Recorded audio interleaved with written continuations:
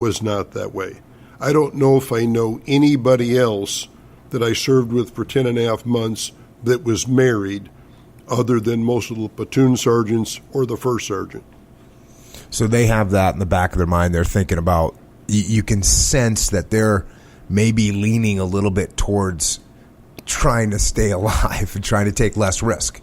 And you know, too, how that works is that's not always the best person to have for a leader. If you're not tuned in 24/7 while you're there, you're in trouble. You know, that's the only way to survive. You have to be conscious of every fly that lands on your food. You know what I mean? You just got that heightened sense of awareness that it's probably lucky you can even go to sleep when you lay down at night because the adrenaline is pumped so much all day long. But, yeah, something else that I always felt, and I don't know if I'm right or wrong, but I always felt that if you were thinking about other things like family, that was going to make you less aggressive. And as far as I can tell, if you're not aggressive on the battlefield, that has a higher probability of getting you killed than if you're aggressive. I think that hesitation is a bad thing. And look, I'm not saying, and I used to try and make this clear all the time, I'm not talking about, being hyper aggressive and running to your death. That's not what I'm talking about. But if there's something going on and you're nervous about making a move, that's not a good thing to have happening. And it would make, when I would have guys that I could see were thinking about other things, it would make me nervous that they were going to hesitate when they needed to move or needed to make something happen. I agree 100% because we experienced a lot of that. And the only thing I would do when I got to a position where I was an E5 or eventually became an E6 was to identify those people and try to utilize them in some spot where they weren't going to get anybody else killed. That wasn't always real easy to do, short of actually sending him back to the rear area and not let him come out in the field with us. But if you were short of people, you didn't have that option very often either. So you were were you an E4 when you got in country? I was. And then you got promoted to E5. Right. Did that change your position in the track at all? It took me off the machine gun and put me behind the 50. That's good. Did you and then did you eventually make E6? I did.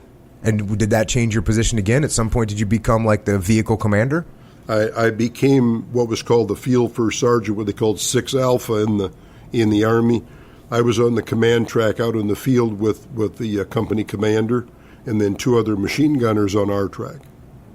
So did you leave your platoon to go and be with the company commander? I did. And what's your job when you're in that position? Well, basically everything you do for the daily operation, you're kind of in charge of or overseeing everything. Because keep in mind now we've got not just my 3rd platoon out there, but the 2nd and the 1st might be with us, or they might be off on an operation of their own. Sometimes 2 platoons that go out together and one would go a different direction. So you had to be cognizant of where everybody was all the time and what they were doing and any difficulties that they were having. And it was a brand new company commander who did not have any Vietnam experience, so then it was almost like having to train the CO once he got there. So I think the fact that I got assigned to that track was what the first sergeant felt enough confidence in me that I could do that and not be a jerk to him or not worry about him being a captain versus me being an E6. I mean, that part never bothered me anyway. I never paid much attention to that. So. How long had you been in Vietnam when you got moved to that assignment? I had been in country about 8.5 months. So that's like perfect then. You got you're experienced and the company commander didn't have any experience. I know I always had I had a special vehicle. In a Humvee, the vehicle commander sits in the basically the front right passenger seat, and you're the one that's supposed to be kind of directing the vehicle, and I would always have to do other things because I was either an assault force commander or ground force commander or whatever. So I always took the best, smartest driver so that I didn't have to worry about him, you know. And it's kind of the same relationship. You know, he knew that, hey, he needed to handle all the stuff going on with the vehicle. But that's like the way the military does things. The military does things like that right there, where they take the new company commander that doesn't have any experience and they give him a guy that can help advise him in a positive way to make sure he doesn't, for lack of a better word, screw anything up. Yeah, I thought it was a very enjoyable process because, I mean, I didn't intend to be a career soldier. So, I mean, I just knew that I had X number of amount of time, days, months, whatever it was. But I've just always felt like if I'm going to do something, I'm going to do it to the best of my ability. I'm sure I didn't have all the answers, but I also knew who to talk to, who'd still been around even longer than I had. Some guys who had extended, been there 14, 15 months already, you know, and had a great deal more experience than I did. I would ask. I'm not afraid to get information from somebody. I mean, that knowledge could save a lot of people's lives, and that's a big part of what I felt like I was responsible for. Now I'm responsible for the whole company, which is, you know, I don't know, 210 people, I guess, at that point. Now, you mentioned that the enemy was not outright openly attacking you, but you guys were responding. What was the casualty rate for F Troop while you were there? I mean, just in terms of how often were you guys taking casualties? And I know I looked, there's a really good website that you guys have from F Troop in Vietnam. And I have the numbers written down. In 1967, so before you showed up, there was 4 people from F Troop that were killed in action. In 1968, so the year that you were there, that number went up 5 times. These were, and according to that document, it said that there was 20 men killed in action in 1968.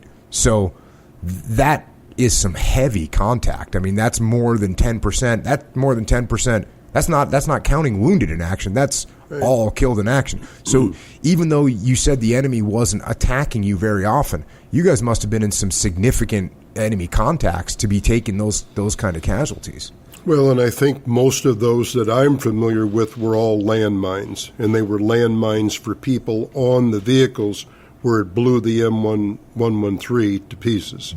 I mean, the reason we had a new company commander in the fall of '68 was because the company commander had directed a new driver to do a stream crossing that we knew you shouldn't cross a second or third time, and it blew. They hit a 500-pounder, and I mean, it just killed all 4 people on the track, and it blew the captain off. He was riding on the driver's hatch that was open, blew him clear, but injured him seriously.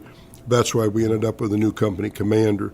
And then Jim Starkey, who was from San Jose, California, was a real good friend of mine, was killed in April of 1968, shortly after, you know, like 6 weeks after I got in country. But he was just one of those guys that loved girls and played sports, so immediately became a great friend. That's one of the horrible things about the 113. And it's really the same thing with a Humvee. They built those things to have a low profile because when you're talking about tank battles, what you want to have is you want to have a low profile so that you can hide behind, you can take the vehicle and you can sink it into a depression. You can get behind some kind of a terrain feature and not get shot at. The problem with designing vehicles with an extremely low profile is that they have no ground clearance.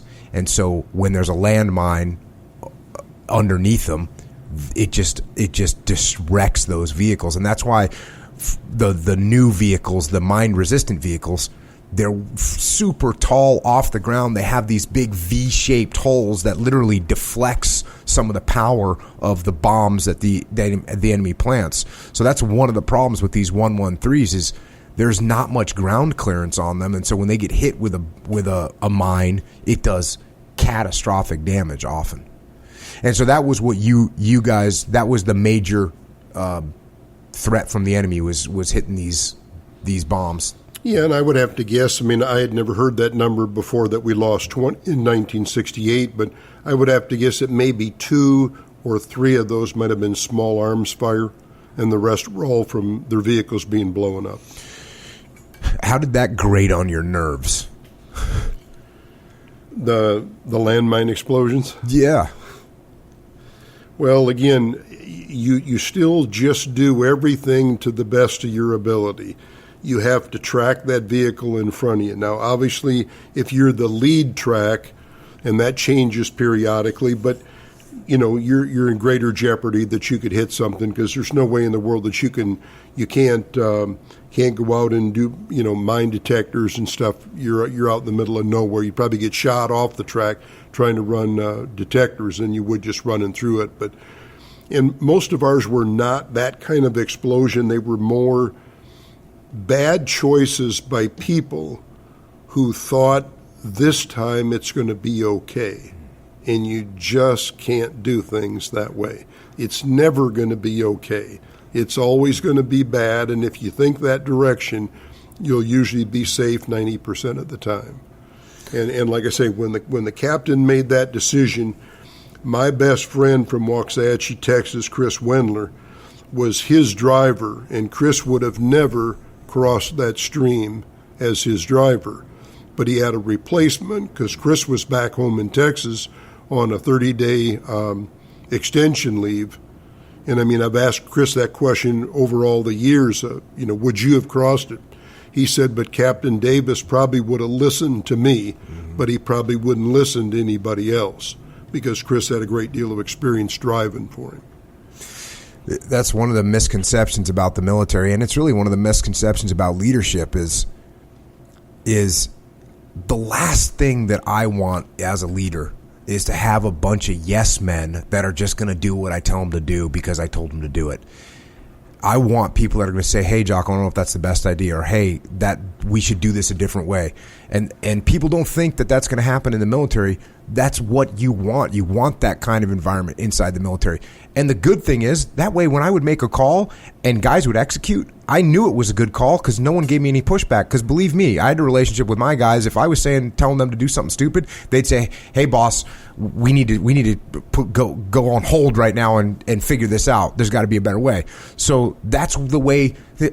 That's how I make good decisions. Not because I'm great. It's because I got a bunch of great guys working for me that are going to tell me, hey, that's not the right call. And that's a classic example right there. If Chris, who had the experience and had the wherewithal to say, hey, boss, we don't want to cross right there. It's not a good call. Let's just go 10 meters down, mix it up a little bit. That's the kind of thing where that would save lives. And the other thing that you just talked about, and this is another thing that people get really surprised about, is because I work with a lot of companies and businesses, and people say, well, my guys get complacent with things because, there's it's not combat, so people get complacent. And I always have to explain, people get complacent in combat too. You go on your 14th patrol in a row, and nothing's happened for the last 13 patrols, and you think, oh, we can cross here, or we don't need to pack extra ammo, or I don't need to carry that extra radio battery because I haven't needed it yet. And when you cut those corners, when you get complacent, that's when these horrible things happen. You cannot get complacent. And all those servicemen out there right now, servicemen and women, don't cut corners. Don't do it. You got to hold the line. And if you see people cutting corners, call them out. One of the biggest things that some of the infantry units used to do was get complacent and not put claymores out when they set up for the night. And just like you mentioned, it might have worked 12 or 13 times before, but the one time you decide you're going to leave it in your pack, that's exactly when Charlie decides to come through the perimeter. Not that he knew, but you weren't prepared. Yep. So. That's the guaranteed way to get attacked. Don't set up claymores. Every time you set up claymores and you're prepared and everyone's standing watch correctly, that's how you don't get attacked.